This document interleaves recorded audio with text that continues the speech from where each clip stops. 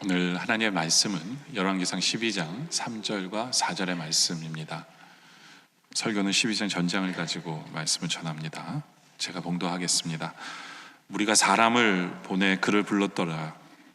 여로보암과 이스라엘 온 회중이 와서 르호보암에게 말하 이르되 왕의 아버지가 우리의 멍에를 무겁게 하였으나 왕은 이제 왕의 아버지가 우리에게 시킨 고역과 매우 무거운 멍에를 가볍게 하소서. 그리하시면 우리가 왕을 섬기겠나이다. 아멘. 솔로몬 왕은 우리가 잘 아는 대로 이스라엘의 전성기를 이끈 왕입니다. 굉장히 큰 일들을 많이 했죠. 지난주에 설교처럼 성전 건축도 했고요. 그런데 그의 뒷부분에 가서는 굉장히 영적으로 어두운 삶을 살았습니다. 무엇보다도 그가 왕이 영적으로 문제가 발생하다 보니까 백성들은 심히 고통 속에 살게 되어졌습니다. 백성들의 삶이 피폐했어요. 왜냐하면 많은 세금과 강제 노동으로 인해서. 솔로몬의 뒷부분은 굉장히 어두운 부분이 있어요. 그리고는 그의 아들 르호보암이 41세에 이제 아버지의 뒤를 이어 왕이 됩니다. 왕이 되니까 백성들이 제일 먼저 르호보암에게 부탁을 합니다. 12장 4절 오늘 읽은 말씀처럼 왕의 아버지가 우리에게 멍에를 무겁게 하였으나 왕은 이제 왕의 아버지가 우리에게 시킨 고역과 매우 무거운 멍에를 가볍게 하소서. 그리하시면 우리가 왕을 섬기겠나이다 라고 백성들이 진심을 담아 간청을 합니다. 이제 르호보암은 자신이 어떤 결정을 내리느냐 아주 중요한 순간에 왔습니다. 근데 르호보암은 노인들이 알려준 그 지혜를 듣지 아니하고 자기 젊은이들, 자기와 함께 자란 젊은이들이 얘기한 대로 의견을 들어서 이 의견을 무시합니다. 의견을 따르지 않기로 합니다. 이것을 통해서 나라가 두 동강이 납니다. 나라가 깨어지죠. 오늘은 바로 그것에 대해서 우리가 말씀을 나누길 원합니다. 나라가 나누어진 이유에 대해서 우리가 보길 원합니다. 오늘 우리는 이 말씀을 통해서 우리가 겉으로 볼 때는 가정이 하나 된 것처럼 보일지 모르지만 보이지 않는 금이 우리 가정에 있는 것은 없는지, 나누어져 있는 부분은 없는지, 우리가 속한 공동체 그리고 사람과 사람 사이에 있어서 우리에게 나누어져 있는 그런 부분은 없는지를 우리가 살펴보길 원합니다. 그래서 우리가 그것을 어떻게 수정해서 이제 하나님 보시기에 하나가 되고 하나님을 기쁘시게 하는 삶을 살아갈 것인가에 대한 그 고민을 이 말씀을 통해서 해보고 또 답을 얻기를 원합니다.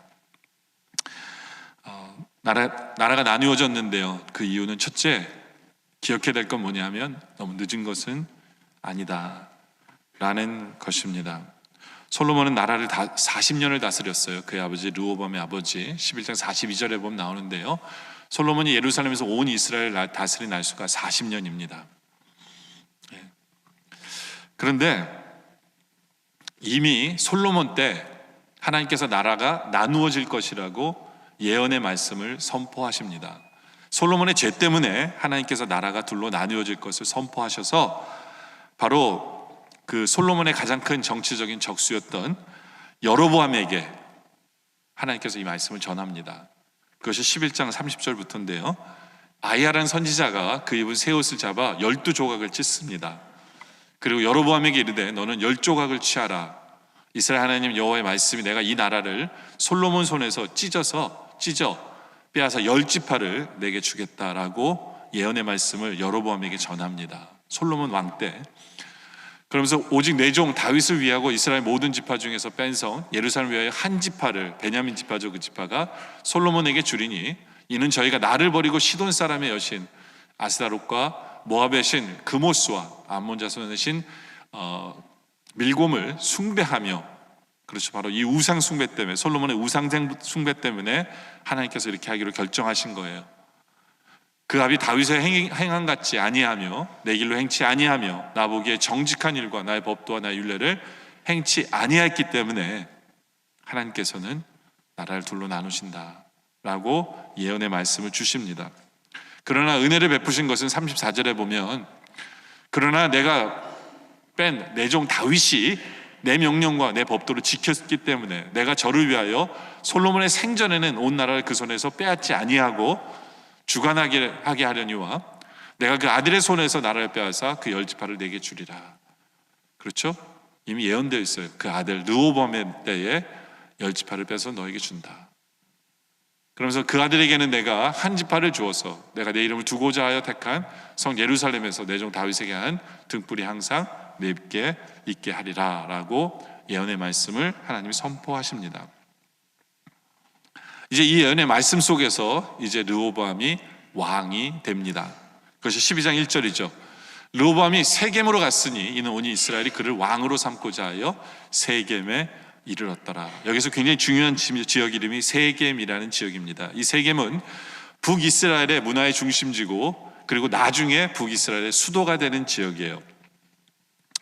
나라를 열로 나눌 열 지파의 우두머리들이 어디에 모였냐면 세겜에 모였습니다. 세겜에.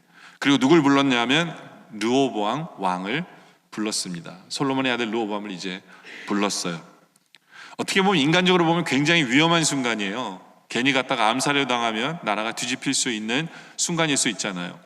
그런데 성경은 말씀하시기를 이들이 왜 르호보암을 불렀느냐? 바로 그를 왕으로 삼고자 했어요. 반란 때문이 아니었어요. 이들의 인텐션은 뭐였냐면 왕으로 삼으려고. 그러니까 지금 이들이 부탁하는 이 내용만 왕이 들어주면 왕으로 삼고자 부른 거예요. 그 예언을 들은 여로보암도 이 자리에 있었어요. 여로보암도 같은 뜻이었어요. 왕이 이 말만 들어주면 우리가 당신을 왕으로 세우길 원합니다. 왕으로 섬기길 원합니다. 그래서 부른 거예요. 그래서 2절에 보니까 느바세 아들 여로보암이 전에 솔로몬의 왕의 얼굴을 피하여 애굽으로 도망하여 있었더니, 그렇죠? 솔로몬 때는 이 여로보암이 도망갔어요. 왜냐하면 솔로몬의 정치적인 적이었거든요. 도망갔다가 이제 르호보암이 왕이 됐다는 얘기를 듣고 이제 그 소문을 듣고 여전히 애굽에 있는 중에 무리가 사람을 보내 그를 불렀습니다. 그래서 여로보암과 이스라엘 온 회중이 와서 르호보암에게 부탁을 합니다.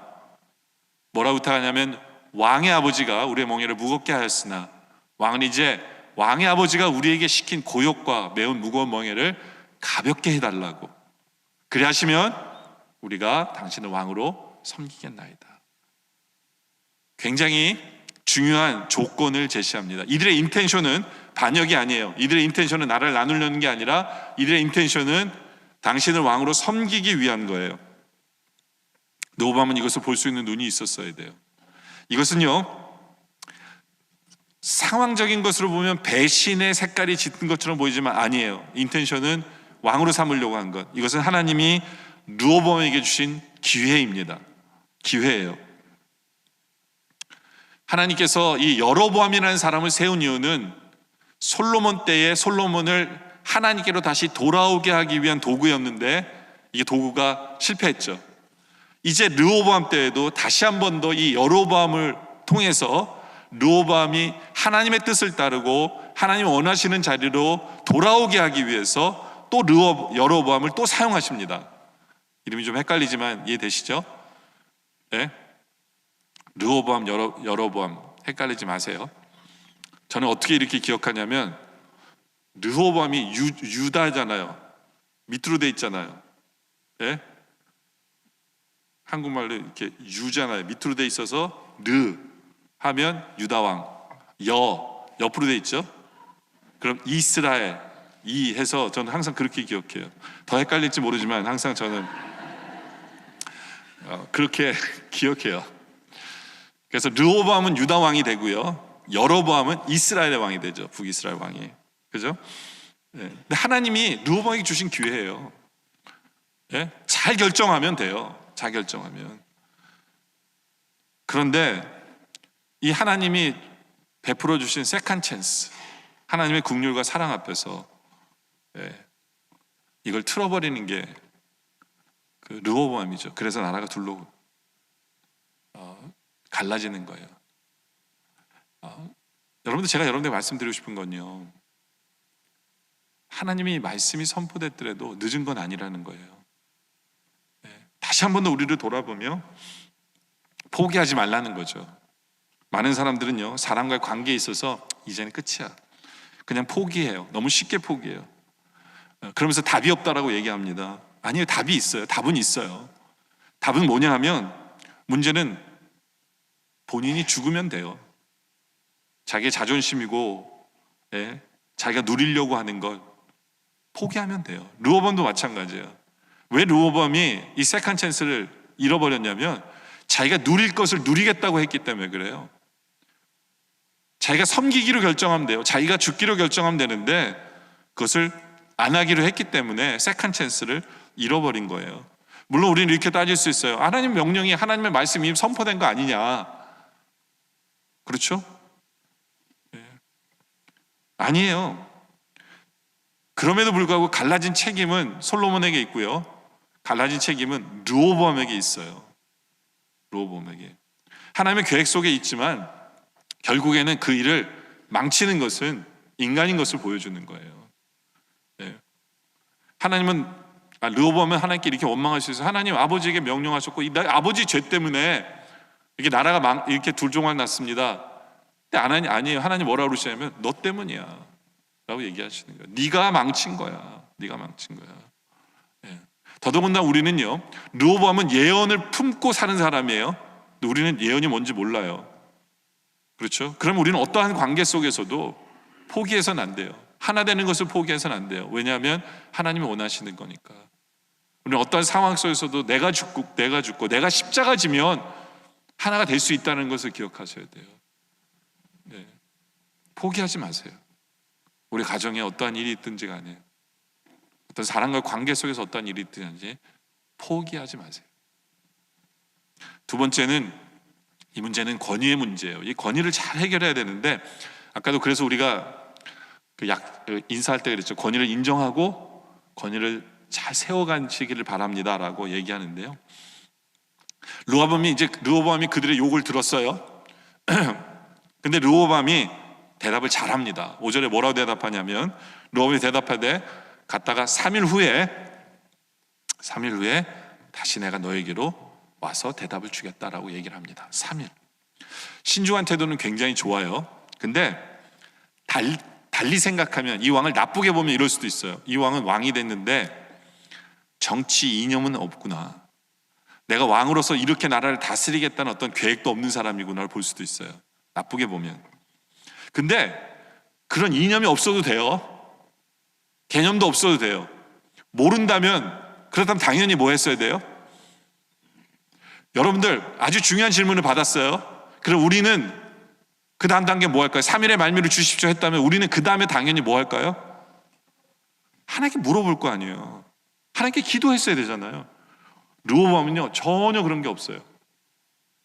르호보암이 17년 동안 나라를 다스리는 동안에 한 번도 하나님께 질문해 본 적도 없어요. 네. 르호보암의 문제는 뭔지 아세요? 하나님의 권위를 인정하지 않아요. 이스라엘 왕이 르호보암 윗대 세 명의 왕이 있었잖아요. 이 다 정치 이념이 다 틀린 거 아세요? 똑같은 하나님 나라의 왕인데, 사울 왕 같은 경우에는요, 완전히 인간적인 통치예요. 그래서 사울 왕이 제일 중요하게 여기는 건 뭐냐면, 능력 있는 사람을 하야하는 거, 이게 제일 중요했어요. 그래서 사울 왕 당시에는요, 능력 있는 사람이 사울 왕 팬이었어요. 능력 있는 사람은 사울 왕 되게 좋아해요. 네? 힘 있고 능력 있는 사람들이. 근데 다윗으로 딱 가잖아요. 다윗은 철저하게요, 하나님 말씀 중심이에요. 네? 근데 이게 말씀으로 통치하게 되잖아요. 그러면 이게 안 좋게 보이는 부분이 있어요. 그게 뭐냐면, 사람의 능력을 무시하는 것 같아요. 개인의 가능성을 제한하는 것 같아요. 네? 그러다 보니까 다윗 왕 때는요, 유능한 사람들이 다윗을 싫어했어요. 그래서 그 빈틈을 누가 봤냐면 다윗의 아들 압살롬이 본 거예요. 압살롬이 보면서 백성들을 재판하면서 유능한 사람들을 다 꼬신 거예요. 자기한테로. 자기 밑으로 둔 거예요. 능력 있는 사람을. 우리 아버지 못하는 거를 자기는 한다고 해서 그렇게 나라를 뒤집으려고 한 거예요. 그러니까 능력 있는 사람들은 다윗을 싫어했어요. 다윗을 싫어했어요. 근데 누군 좋아하셨어요? 하나님은 좋아하셨어요. 하나님은. 그리고 이스라엘의 가난한 사람들, 다윗을 좋아한 거예요. 그렇게 다윗은 정치했어요. 근데 솔로몬의 대에 와서는 이건 인본주의도 아니고 신본주의도 아니에요. 솔로몬은 그냥 외국과의 교류를 통해서 활발하게 국가의 수익을 최고로 올렸고요. 그리고 솔로몬은 한마디로 말하면 독재 정치였어요. 독재 정치.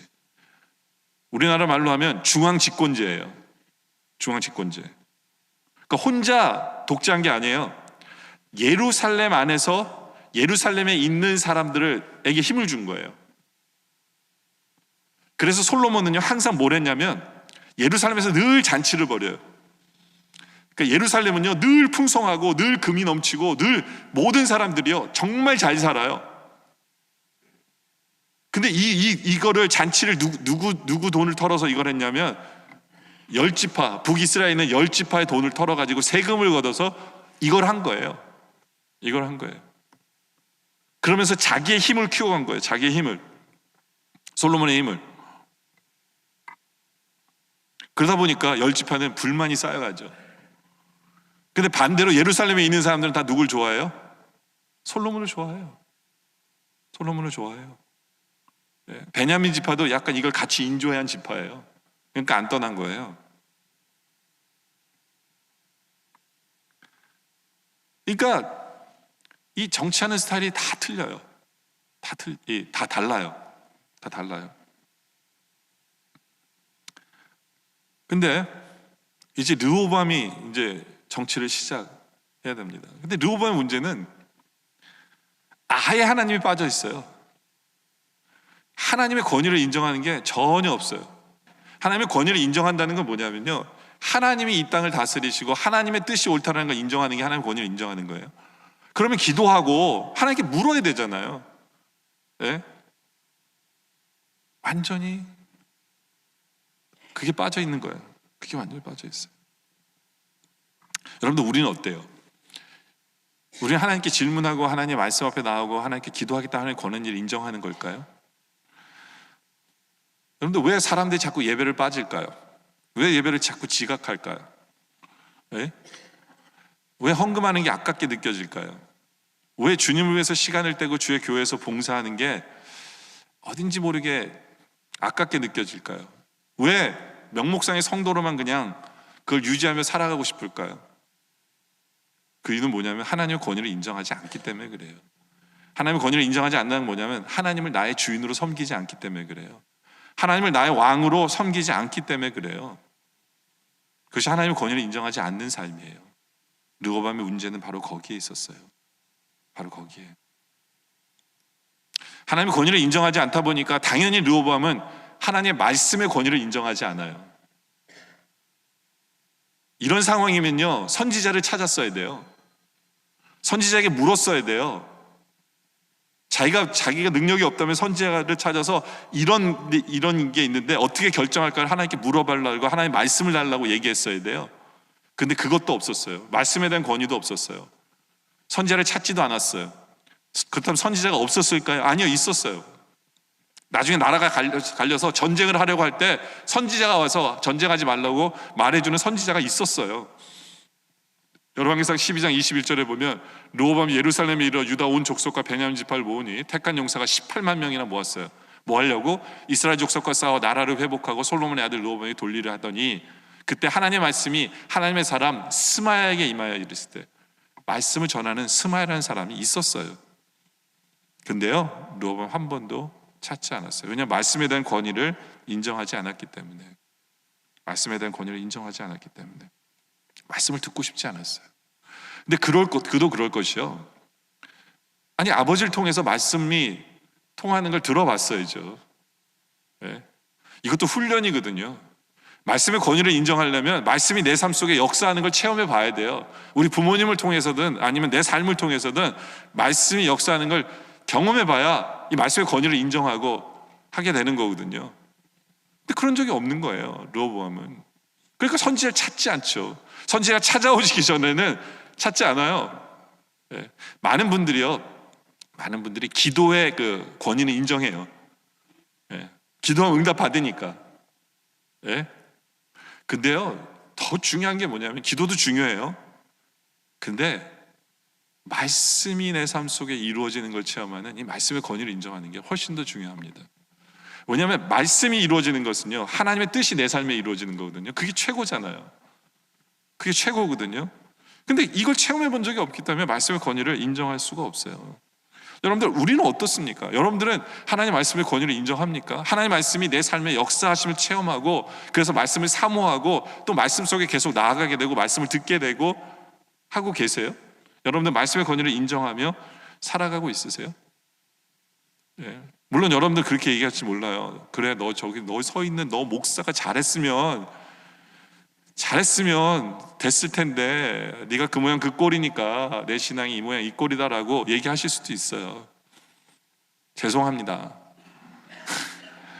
뭐 할 말은 그거밖에 없어요. 이 말씀의 권위가 서려면 이 쌍방간에 이게 이루어져야 돼요. 그게 무슨 얘기냐면, 여러분들이 주일날 그냥 설교 한번 딱 듣는 걸로 말씀을 다 들었다고 생각하면 말씀의 권위는 여러분 삶에 없어요. 확신이 없기 때문에. 여러분들이 주중에 매일매일 말씀 속에서, 우리 교회는 생명의 삶을 갖고 묵상하잖아요. 저는 우리 성도들이 생명의 삶 갖고 했으면 좋겠어요. 왜냐하면 같은 본문으로 같은 말씀으로 같이 고민할 때 교회는 하나가 될 수 있으니까. 가정에서도 한 본문으로 이게 돼야 되거든요. 여러분들이 주중에 하나님의 말씀을 가지고 묵상하고 고민하고 하나님 뜻이 뭔가를 질문하고, 예? 저도 그렇게 해요. 그렇게 해서 설교하는 거예요. 저도 똑같거든요. 그래서 여러분들이 질문이 있고 하나님 질문하고, 하나님 이게 답입니까? 이게 답일지도 몰라, 이런 상태에서 여러분들 왔을 때, 제가 여러분들에게 말씀을 선포할 때 여러분의 생각과 여러분의 고민과 거기에 답을 주고, 예? 할 때 거기에 스파크가 일어나는 거예요. 그러면서 거기에 말씀을 받았다는 얘기를 하게 되는 거고, 그러면서 거기에, 예? 이 힘이 나는 거예요. 말씀을 받았기 때문에. 그리고 말씀을 받았다는 것으로 또 끝나서는 안 돼요. 이제는 그 말씀 가지고 세상에 나가서 순종을 해봐야 그 말씀이 능력으로 나타날 거 아니에요. 그렇죠? 굉장히 많은 말씀은 너희가 뭐뭇을 하면 내가 이렇게 하리라 하는데, 안 하는데 하나님 뭐 어떻게 하세요? 그렇잖아요. 그 말씀을 가지고 여러분들 순종을 해봤어야 그 말씀이 왜 그 주에 선포되었는지, 왜 하나님이 그 뜻을 얘기하시는지를 알게 되고, 그렇죠? 아, 하나님 우리에게 말씀 주시는 분이구나, 이 말씀에 능력이 있구나를 알게 되는 거잖아요. 그렇죠? 그러니까 설교하는 사람도 되게 중요해요. 물론 중요합니다. 설교하는 사람도, 예? 뭐 재미가 중요한 게 아니에요. 설교는요, 재미가 중요한 게 아니에요. 여기 서 있는 사람이 하나님의 말씀을, 하나님의 뜻을 지금 전달하느냐가 중요한 거예요. 그래서 항상 제가 저를 위해서 기도할 때 여러분들에게 이걸 부탁하잖아요. 그 부탁이 뭐예요? 하나님의 말씀을 제대로 전할 수 있도록 기도해 달라고 그러잖아요. 제 생각이 아니라 제 뜻이 아니라. 그렇죠? 근데요, 이 하나님이요, 제사장에게 주신 이 권위가 있었어요. 요번 주의 말씀입니다. 요번 주 중의 말씀인데, 레위기 8장 7절에 보면요, 그 제사장 위임식을 해요. 제사장 위임식이 뭐냐면, 하나님이 이제 이스라엘 백성에게 1장부터 7장까지 제사를 이렇게 드려라 했거든요. 근데 제사를 드리려면 그 일을 주관하는 제사장에게 권위가 있어야 되잖아요. 그 권위를 주시기 위해서 어떻게 하냐면, 모든 사람을 세워놓고 이 사람이 바로 제사장이다, 이 사람이 바로 대제사장이다라는 것을 모든 사람에게 알려주세요. 하나님 권위를 세워주시는 거예요. 그러면서 7절에 보니까 아론에게 속옷을 입히고요, 하얀 옷을 입히고요, 그리고 띠를 띄우고, 그리고 겉옷을 입히고 에봇을 더하고, 에봇은 조끼 같은 거예요. 이 에봇은 사색 실로 정말 아름답게 만든 조끼예요. 그 당시에는 인쇄술이나 뭐 이런 게 발달이 안 돼 있어서 이런 실로 짠 옷이 정말 예쁘게 보여요. 이건 뭐냐면 하나님께서 그들에게 영광스러운 직분을 주셨다는 얘기예요. 직분을 주셨다는 거예요. 그리고 가슴팍에 흉패를 붙여요. 흉패에는 뭐가 있냐면 12보석이 붙어 있어요. 왜 12보석이냐면 이치 보석마다 각 지파를 상징하는 거예요. 제사장들에게 책임감을 주는 거죠. 너에게 이 12지파를 맡겼다. 너의 할 일은 이들을 위해서 기도하고, 이들을 보살피고, 이들을 섬겨라 라고 12지파를 가슴에다 붙여주는 거예요. 근데 여기에 뭐가 있냐면 우림과 둠밈을 넣어주세요. 그 주머니에다가 우림과 둠밈. 이게 어떻게 생겼는지는 아무도 몰라요. 근데 많은 사람들이 개싸기를 뭐라 하냐면, 이건 주사위 같을 거다라고 생각해요. 왜냐하면 우림과 둠밈이 하는 일이 뭐냐면 하나님의 뜻을 알려주기 위한 도구예요. 그러니까 제사장이 백성들을 이끌고 제사를 행할 때 백성들이 와서 물어볼 거 아니에요. 내가 어떻게 하는 게 하나님 뜻입니까? 물어볼 때 제사장도 모르잖아요. 그러니까 기도하고 하나님 앞에, 하나님 제가 이제 이걸 던집니다. 그러면 이거 나오면 이거고요, 이거 나오면 이렇게 하는 줄 알고 던지겠습니다 하는 도구예요. 왜냐하면 하나님이 제사장에게 권위를 주시면서 하나님의 뜻도 전할 수 있도록 우림과 둠림을 주신 거예요. 아시겠죠? 이게 제사장이 할 일이고 하나님이 제사장에게 부여하신 권위예요. 이걸 목사라고 볼 수도 있어요. 그래서 하나님 뜻을 전달하는 게 목사의 사명입니다. 근데 이건 저만이 제사장이 아니에요. 여러분들 누구예요? 제사장이죠. 그러니까 여러분들도 하나님의 말씀을 받을 자격이 있고 받아야만 해요. 그래서 하나님의 말씀을 주중에 여러분들이 역시 묵상하고 받고 주일날 제가 받은 말씀과 같이 만날 때, 그 말씀이 만나서 거기서 스파클 일어날 때 우리는 하나님이 이렇게 말씀하시는구나, 하나님 우리를 이렇게 인도하시는구나를 보게 하는 거예요. 그렇죠? 그러면서 말씀의 권위가 서는 거예요. 그러면서 말씀이 재밌어지는 거예요. 아, 나 우리에게 말씀 주신 하나님 맞구나라고 간증할 수 있는 거예요. 여러분들, 하나님의 말씀은요, 뭐 이런 말씀이면 간단해요. 여러분들 도적질하지 마십시오. 이건 이미 있는 말씀이니까, 예? 도적질하지 마십시오. 당연하죠. 근데 이런 말씀을 제가 전하더라도 중요한 건 뭐냐면 본문 말씀에 있어야 돼요. 그 내용이 있어야 돼요. 만약에 있지도 않은데 제가 여러분들 도적질하지 마시고, 그건 그 주에 저의 잔소리일 뿐이에요. 제가 하고 싶은 얘기일 뿐이에요. 목사는 그래서는 안 되죠. 그렇죠? 항상 왜 이 말씀을 전하는지 묵상을 통해서 하나님 뜻이 뭡니까? 라는 질문을 통해서 나와야 돼요. 중요한 건요, 우리가 살아가면서, 우리가 인생을 살아가면서 어쩔 때는 똑같은 상황이지만 하나님께서 대답하시는 게 다를 수도 있어요. 그럴 때면 음성이 중요한 거예요. 다윗 같은 경우에도 보세요. 다윗이 역대상 14장 9절에 보면 블레셋 사람이 이미 이르러 르바임 골짜기를 침범했어요. 전쟁이 일어났어요. 그러니까 다윗은 항상 하나님의 말씀의 권위를 인정하고 하나님을 인정한 사람이에요. 그러니까 항상 이런 일이 벌어지면 다윗은 뭐 합니까? 물어봐요. 10절에 다윗이 하나님께 물어가로되 내가 블레셋 사람을 치러 올라가리까? 라고 하나님께 물었어요. 하나님 뭐라고 대답하시냐면 주께서 저희를 내 손에 붙이시겠나이까? 그랬더니 여호와께서 이르시되 뭐라고 말씀하시냐면 내가 저희를 내 손에 붙이리라. 이게 무슨 얘기냐면 너 가서 싸워. 맞짱 뜨라는 거예요. 가서 정면 돌파해서 싸워라 라는 얘기를 하나님께서 하셨습니다. 그런데 이 블레셋 사람이 전쟁에서 졌어요. 근데 그날 같은 장소에 다시 재정비해서 모인 거예요. 그게 13절이에요. 블레셋 사람이 다시 골짜기로 침범한지라. 보세요. 그날이에요. 적도 똑같아요. 똑같은 전쟁터예요. 여러분 같았으면 다시 적들이 쳐들어왔을 때 어떻게 하실 거예요? 맞짱 뜨시겠죠, 보통? 이게 보통 사람들의 멘탈이에요. 다윗은요, 하나님의 권위를 인정하고 하나님 말씀을 권위를 인정하는 사람이기 때문에 다윗은 또 뭐 했냐면 14절에 다윗이 또 하나님께 물었어요.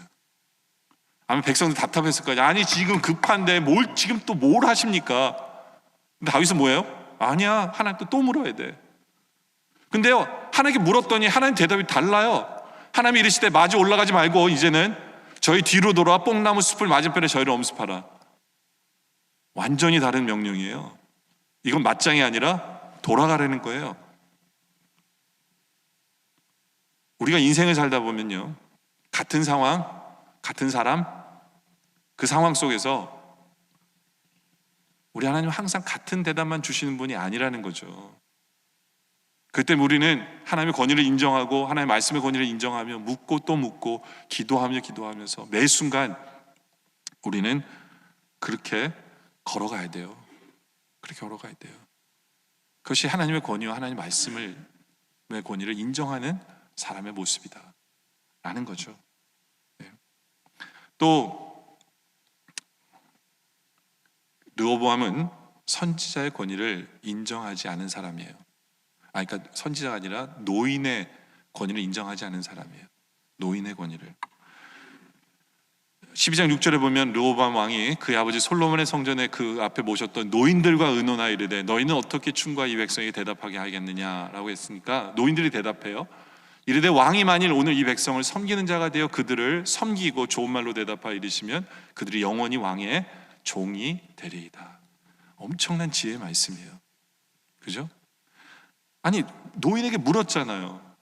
그럼 시리어스하게 고민해야 되는 거 아니에요? 근데 안 듣습니다. 안 들어요. 안 들어요. 하나님은 노인에게 지혜를 얻으라고 늘 말씀하시거든요. 율법에도 있어요. 레위기 19장 32절에 보면 이런 율법이 있거든요. 너는 샘머리 앞에서 일어서고 노인의 얼굴을 공경하며 내 하나님을 경외하라. 나는 여호와니라. 노인의 얼굴을 공경하라. 그러면서 하나님을 경외하라. 이게 같이 나와요. 그러니까 너는 하나님을 경외하는 것처럼 노인을 공경하라. 노인의 말을 새겨 들으라는 거예요. 거기에 지혜가 있다는 얘기거든요. 그렇잖아요? 거기다가 자기가 물어봤잖아요. 그러면 고민을 해야 되잖아요. 근데 그렇지가 않았어요. 그렇지가 않았어요. 노인의 권위는 인정하지 않고요. 자기 친구의 말을 들어요. 근데 아까도 얘기한 대로 이 권위는 쌍방이 이게 돼야 돼요. 네? 노인의 지혜를 들어봤어야죠, 이 사람이. 그러니까 쌍방이 돼야 되는 게 뭐냐면 욥기서 32장 9절에 보면 이런 말씀도 있어요. 대인이라고 지혜로운 것이 아니라 노인이라고 다 공의를 깨닫는 것도 아니에요. 그러니까 다 자기 밥그릇 챙기기에 바쁠 수도 있어요. 바쁠 수도 있어요. 그러니까 이게요, 이 권위는요, 권위의 대상이 되려면 이 쌍방이 이게 이루어져야만 돼요. 근데 하여튼 노인의 권위도 인정하지 않았죠. 또 아버지의 말도 안 들어요. 솔로몬은 아버지의 말도 안 들었어요. 아버지가 잠언을 통해서 이런 얘기를 했거든요. 젊은 자의 영화는 그이며 늙은 자의 아름다움은 백발이다라는 건 뭐냐면 나이가 하얘지는 게 그게 지혜라는 얘기거든요. 근데 안 들은 거예요. 그 아버지의 권위도 인정하지 않는 사람이다라는 거예요. 그러니까 르호보암에게는 이 글을 이렇게 가르칠 수 있는 사람이 아무도 없었어요. 하나님의 말씀도 하나님의 사람도 그렇죠? 네, 아버지도. 여러분들 요즘 가정의 가장 큰 문제는 뭐냐면 아버지의 권위를 인정하지 않기 때문이에요. 네. 제가 지금 하는 얘기는 여자분들이 좀 싫어할지 모르지만 제가 예전에 아버지라는 소설을 읽었는데 그 소설을 보면 제가 그 책을 읽으면서 굉장히 공감했어요. 내가 남자니까. 근데 이 책의 내용이 뭐냐면 평범한 한 남자가 있어요. 이 사람은 열심히 공부해서 행정고시를 패스합니다. 근데 집안은 찢어지게 가난한 집안이에요. 그러니까 백도 없어요. 근데 거기다가 이 사람은요 너무 정직해. 그리고 너무 고지식해요. 뇌물도 하나도 안 받아요. 예, 사람과 타협을 할 줄 몰라요. 그 뭐도 못할까요? 진급도 못해요. 항상 같은 자리예요.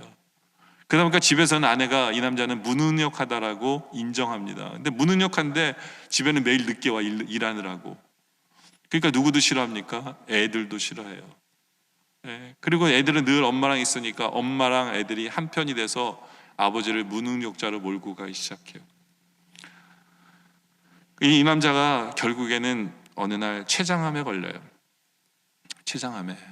근데 이 얘기를 못해요. 너무 외로운데 이 얘기를 할 수가 없어요. 이제 병까지 걸렸다고 얘기하면 더 무능한 남편이 되잖아요. 이 얘기를 하지 못해요. 근데 이 남편의 친구가 의사인데 그 아내와 아이들에게 얘기해요. 당신 남편이 췌장암에 걸렸다고. 그랬을 때 이 아내와 자녀들이 그 아버지를 돌아보면서 그 후에 그런 생각해요. 아, 우리 아버지가 이 남자가 제일 자랑스러운 남자구나. 자랑스러운 아버지구나를 인정을 하게 돼요.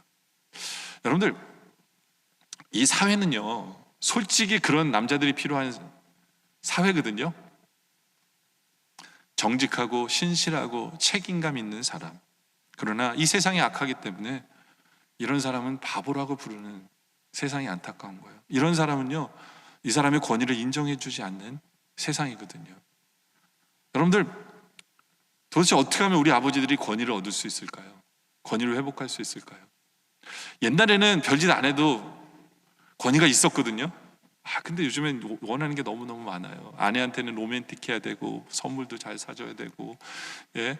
뭐 말도 들어줘야 되고 애들이랑은 잘 놀아줘야 되고 애들을 이해해줘야 되고 뭐 원하는 게 뭐 밑도 끝도 없어요.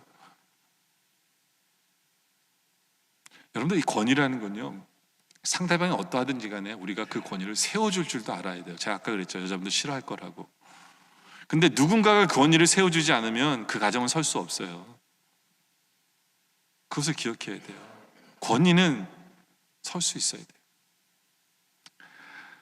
르호보암은 아버지의 말 듣지도 않고 노인의 말을 듣지도 않고 자기들과 함께 자라는 소년의 말만 듣습니다. 10절, 함께 자라는 소년들이 왕께 아뢰되 이르되 이 백성들이 왕께 아뢰기를 왕의 부친이 우리의 멍에를 무겁게 하였으나 왕은 우리를 위하여 가볍게 하라 하였은즉 왕은 대답하기를 내 새끼손가락이 내 아버지의 허리보다 굵으니 내 아버지께서 너에게 무거운 멍에를 내게 맡겼으나 이제 나는 너희의 멍에를 더욱 무겁게 할지라. 내 아버지는 채찍으로 너희를 징계하였으나 나는 전갈 채찍으로 너희를 징계하리라 라는 이 말을 들어요. 이 말을. 르호보암은요, 권위를 인정할 줄 모르는 사람일 뿐만 아니라 권위를 어떻게 얻는지도 모르는 사람이에요. 왕의 권위가 어디서 오는지도 모르는 사람이에요. 왕의 권위는 어디서 오냐면요, 백성들을 섬기면서 오는 거예요. 백성들을 섬기면서 오는데 르호보암은, 여러분들 만왕의 왕이신 우리 예수님의 권위는 어디서 오는 줄 아세요? 왕이신 그분이 우리를 섬겨주시면서 권위가 오는 거예요. 예수님을 믿지 않는 사람들도 예수님을 존경하는 이유가 뭔지 아세요? 능력의 주님께서 우리를 살리시기 위해 종의 자리에 서시고 십자가에 달려 죽기까지 우리를 섬겨주셨기 때문에 거기에 권위가 세워지는 거예요. 권위가 세워지는 거예요. 우리도 마찬가지예요. 우리 믿는 성도들도 마찬가지예요. 우리가 세상 속에 살아가면서 크리스찬으로서 권위답게 권위를 가지고 살아가길 원하세요? 그럼 주님을 닮아야죠. 주님을 닮아가야죠. 섬겨야 돼요. 교회에서도 마찬가지예요. 교회에서도 우리가 제대로 섬기는 거예요. 섬긴다고 해서 그냥 화장실 청소하고 이런 게 아니라요. 섬기는 건 내가 할 일을 하는 거예요. 주님이 원하시는 그 일을 제대로 감당하는 거예요. 바로 그것이 섬기는 거예요. 왕으로서 당연히 백성을 섬겼어야죠. 그렇죠? 르호보암은요, 권위를 인정할 줄도 모르고 자기가 권위를 얻는 법도 몰랐어요. 여기에 나라가 두동강이 난 거예요.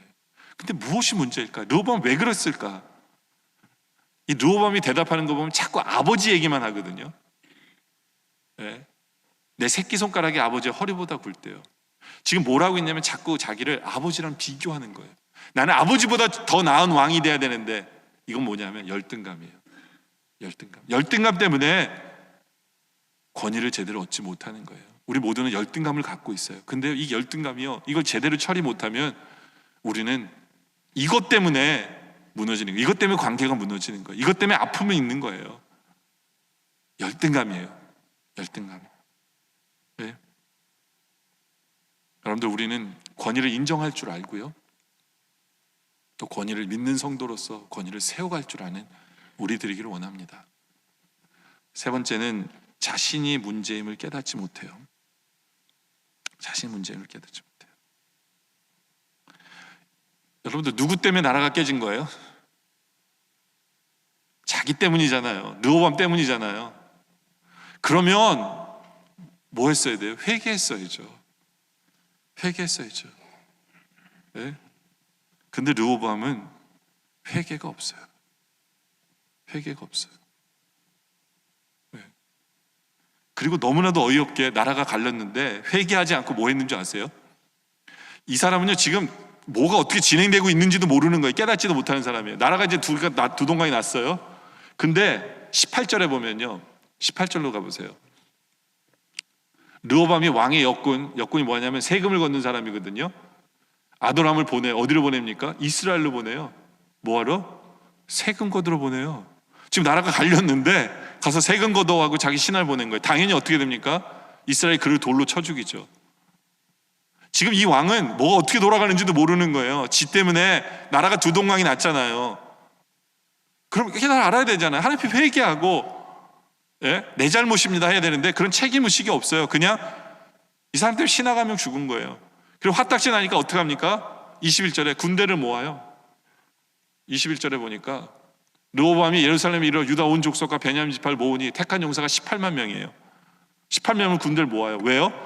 이스라엘 족속과 싸워 나라를 회복하여 솔로몬의 아들 르호보암에게 돌리려 한 거예요. 그러니까 하나님이 이건 말도 안 되는 짓을 하고 있으니까 급하시니까 어떻게 하세요? 하나님의 말씀이 하나님의 사람 스마야에게 임하여 이르시되 솔로몬의 아들 유다와 르호보암과 유다와 베냐민은 족속과 그 남은 백성에게 말하 이르기를 이스라엘의 말씀이 너희는 올라가지 말라. 너희 형제 이스라엘 자손과 싸우지 말고 각기 집으로 돌아가라. 이 일이 나로 말미암아 난 것이라 하셨더라. 하신지라 그들이 여호와의 말씀을 듣고 말씀을 따라 돌아갔더라. 선지자를 보내신 거예요. 근데 재밌는 건요, 선지자를 르호보암에게 보낸 것도 아니에요. 누구에게 보낸 거예요?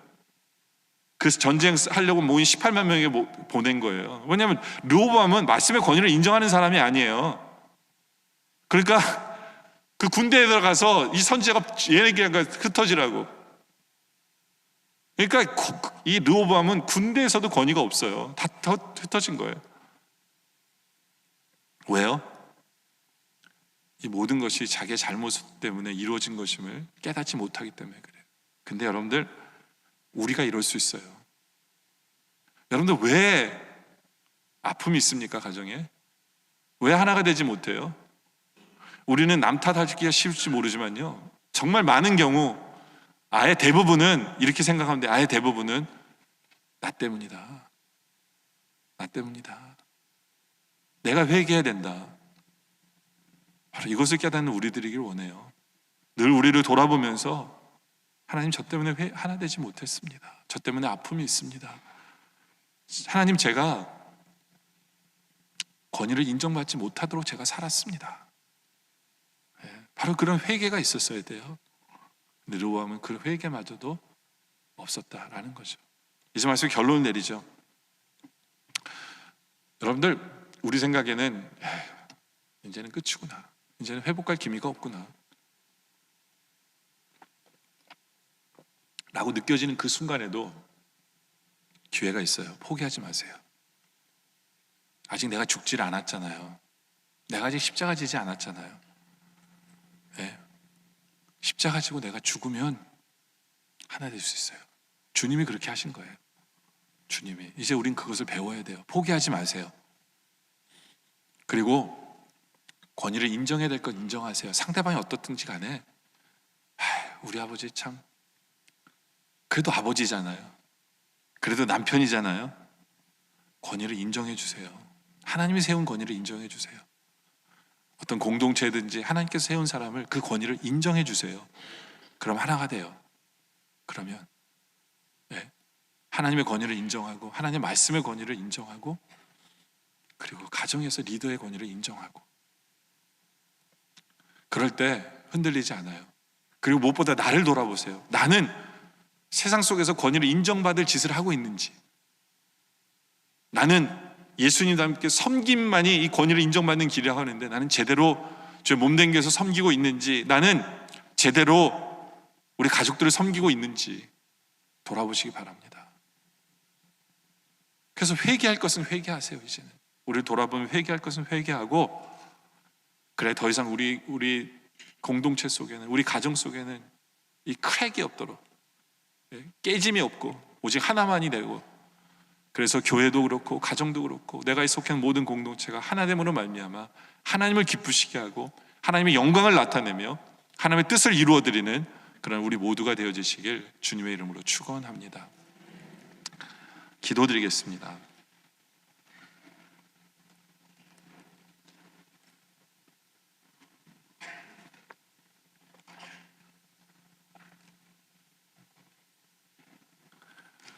아버지 하나님,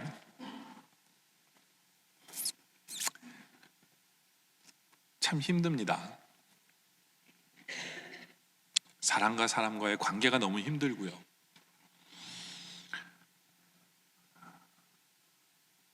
가정에서 하나가 되기가 힘들고, 우리가 속한 만나는 모든 사람들과 하나가 돼야 되는 건 알지만 힘들고, 애쓰다 보니까 시간이 지나고 안 되다 보니까 우리는 너무 쉽게 포기하는 우리의 모습이 있습니다. 그러나 주님, 아직 내가 죽지 않았다면, 아직 내가 십자가 지지 않았다면, 아직 우리가 예수님 닮지 않았다면 포기하지 않게 하여 주시옵소서. 그리고 아버지 하나님, 이제부터 우리가 살면서 하나님이 인정해 주신 권위를 인정하며 살게 하여 주시옵소서. 무엇보다 하나님의 권위를 인정하고 하나님의 말씀의 권위를 인정하게 하여 주시옵소서. 가정의 리더, 아버지의 권위도 인정할 줄 아는 우리들 되게 하여 주시옵소서. 우리가 속한 공동체의 권위를 인정할 줄 알게 하여 주시옵소서. 그리고 우리 삶을 돌아보며 우리도 믿는 사람으로서 세상 속에서 권위의 인정을 받기 위해 예수님처럼 섬김의 삶을 살아가게 하여 주시옵소서. 십자가 지는 삶을 살아가게 하여 주시옵소서. 그리고 늘 우리를 돌아봐 회개할 것은 회개하며 주님 붙들고 나오는 우리들 되게 하여 주시옵소서. 그리하여 하나됨으로 하나님을 기쁘시게 하며 하나됨으로 하나님께 영광을 나타내며 하나님의 뜻을 이루어드리는 우리 모두 되게 하여 주시옵소서. 예수님의 이름으로 기도드립니다.